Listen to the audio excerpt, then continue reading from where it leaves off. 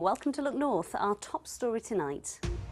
The parents of a teenager with ADHD who took his own life call for better understanding of the condition and its links with suicide. We just think of him constantly, we miss him greatly.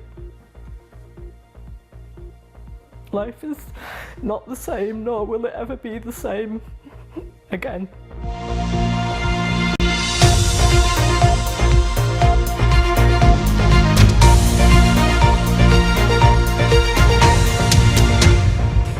The parents of a boy with ADHD who took his own life are calling for better understanding of how the condition and its links with suicide thoughts. 17-year-old Henry Grierson from Brigg House in West Yorkshire died 6 months ago. His parents want to raise awareness of how ADHD can affect people's mental health. Carla Fowler reports. Henry Grierson was a talented rugby player who'd studied business and sport at college, but just over 6 months ago, he took his own life. The 17-year-old had had ongoing struggles with attention deficit hyperactivity disorder, or ADHD. He'd taken himself off his medication after experiencing negative side effects and begun to use illegal drugs. He'd recently been excluded from college after being involved in a fight and soon afterwards took his own life. Just want to get all the leaves off it. And his devastated family feel let down by the system. his self-esteem was already battered through life with this. We tried our best that was the last straw, really. hold him up, and that was just too much for him. Receiving that news with not being properly supported, not being dealt with in a compassionate way. I think he just thought, well, let's throw me on the scrap heap. That's it.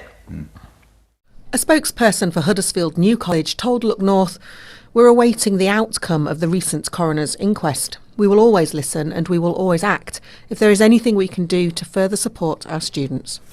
The Grierson family want to improve institutional and public understanding of ADHD.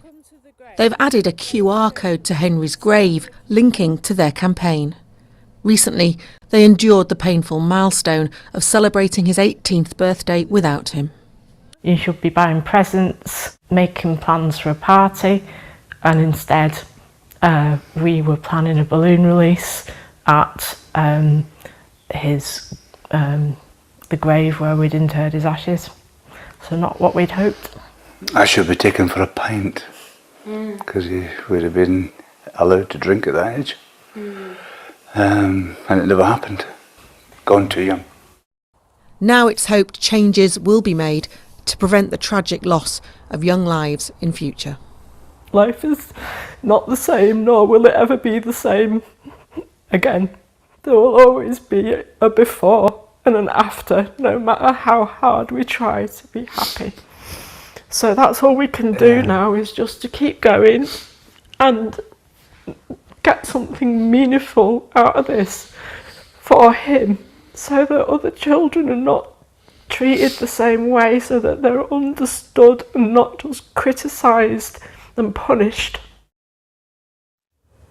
Just devastating. If you are suffering distress or despair and you need support, including urgent support, there's a list of organisations that can offer advice and support. It's available at bbc.co.uk/action line, or you can call for free to hear recorded information on 0800 066 066.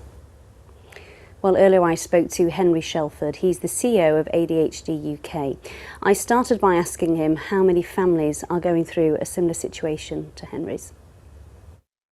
It's far too often, and in this last week alone, I've spoken to 3 families where this has happened, and it is the world's worst club to be a member of. The club of my child had ADHD and was not supported, and my child has taken their own life, and we need it to stop. And ADHD is a really tough condition. We know that from other statistics. We know that 1 in 10 men or boys with ADHD will at some point try and take their own life. It's 1 in 4 women or girls. In Henry's case, his family feel that he should have had more support at college. He was excluded. What more needs to be done in terms of helping with the education around what support is needed with someone with ADHD? so we see a lot of failure of referrals, and there's not the support for teachers in terms of understanding ADHD makes a difference, and so they often don't know. And in that absence of knowledge, then they're pushing for exclusion rather than support because they don't know what to do.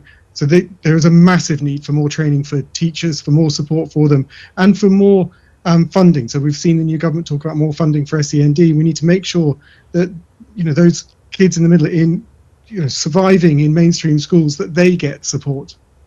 Henry Grierson was just 17 when he sadly took his own life, and that is a key age, isn't it, where children go from children's services to adult mental health services. Can you just tell me how crucial that time frame is?